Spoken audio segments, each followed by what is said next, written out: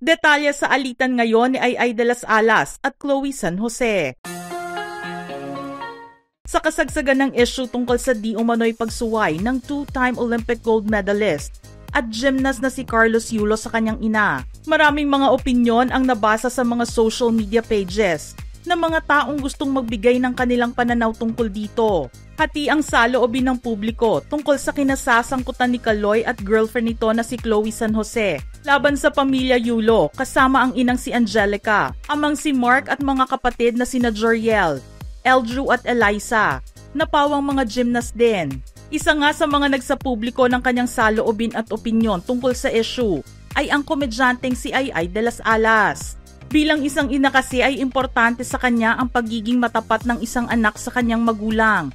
Dahil dito lumabas ang pagiging ina ni Ai at nasabihan sa isang post si Chloe noong buwan ng September. Inihayag din niya ang kanyang suporta kay Angelica noon at pinayuhan si Chloe. Kung wala yung nanay niya, wala kang darling ngayon. Kaya girl, wag mo siyang aawayin. At saka hindi ka pa asawa girl. Girlfriend ka pa lang. Kapag asawa ka na, pwede na. Pero kapag girlfriend pa lang girl, wag mo munang awayin. Kasi alam mo naman ang mga mommy, diba? Isa yan sa mga way na magiging harmonious ang inyong relationship. Iyan din ang ipinapayo niya sa mga anak at magiging in-laws nila. Sinasabihan niya ang mga ito kung paano makitungo sa mga magulang ng mapapangasawa nila. Dapat marunong silang magluto at palaging tutulong sa mga in-laws. Dapat din daw ay may paggalang at may po at opo. Kasi magulang sila ng magiging asawa nila, kaya dapat may respeto.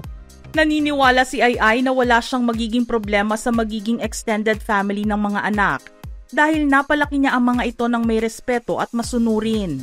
Pinalaki ko sila nang mag-isa lang ako, single mom. Kumbaga nakita nila yung paghihirap at pagsasakripisyo ko. So I think wala silang masasabi dahil naibigay ko naman lahat sa kanila. Pero tila nag-backfire kay Ai ang sinabi niyang ito kay Chloe matapos na dumaan sa matinding pagsubok ang relasyon niya sa mister na si Gerald Sibayan. Ilang buwan kasi ang lumipas matapos na magpahayag ng opinyon si Ai sa girlfriend ni Kaloy. Nabalita naman ang hiwalayan nilang mag-asawa. Nang malaman ng publiko ang nangyari sa kanyang love life, bumuelta naman si Chloe sa kanya at sinabi sa isang post na, "Back to you, mamang. Not to make fun of your situation, but what you do to others will come right back at you 10 times. It's just the universe's law." Ang post naman na ito ay kaagad ding nawala sa official page ni Chloe. Pero kinumpirma niya na siya nga ang gumawa ng post. Bagamat nilinaw na ibinahagi lamang niya ito privately. Inilabas niya ang kumpirmasyon bilang tugon sa mga netizens na tinadtad ng mga katanungan ang kanyang comment section. Aniya, why didn't I make the post public? Because I do not involve myself in other people's private lives publicly, especially without understanding and knowing the full story, and contribute to you all's clown and fake entertainment. It's beyond my control that someone took a screenshot of what was intended as a private post. Now, let's consider if I had posted it publicly. My caption was neither derogatory nor offensive in any way. So why the outrage? Dagdag pa niya, naging duwag din ang ibang tao.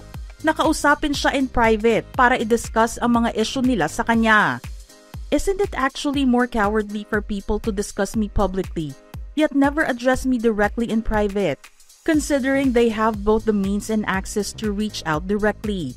The true courage, matapang, and meaningful discussions take place offline, not on the internet. Noong panahong ito, wala pang maririnig na pahayag mula kay Ai. Pero nitong mga nagdaang araw, tila may pahapyaw na rin ang komedyante sa nabitiwang post at opinyon ni Chloe tungkol sa kanya. Nabasa ang komento nito sa isang post na ginawa ng direktor na si Daryl Yap sa kanyang social media page.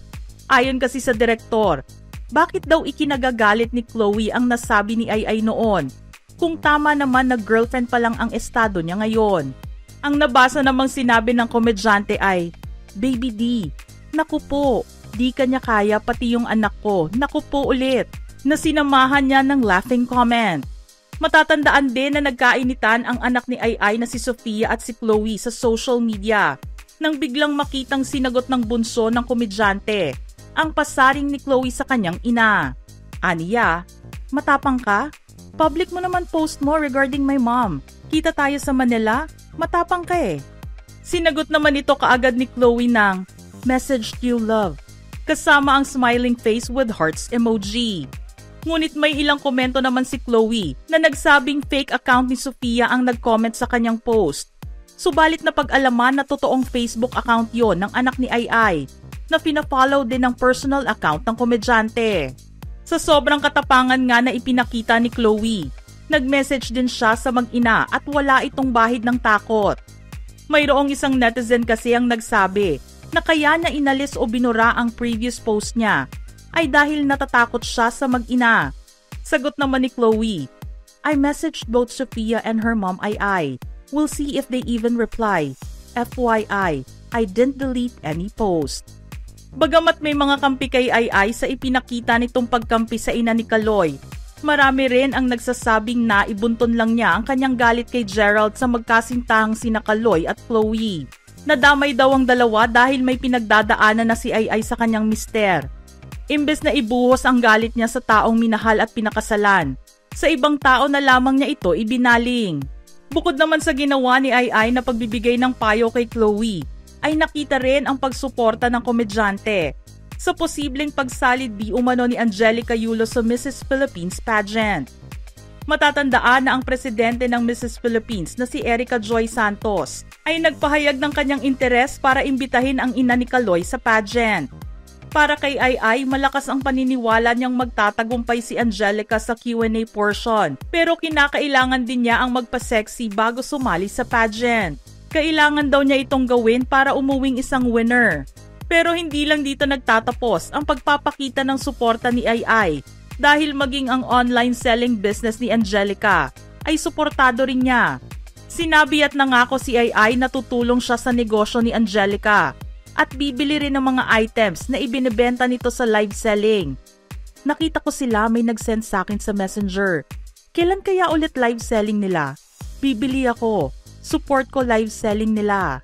Samantala, unti-unti namang ginagawa ni Ai ang pag-move on sa kanyang heartbreak. Nakita nga ang ilang post niya sa social media.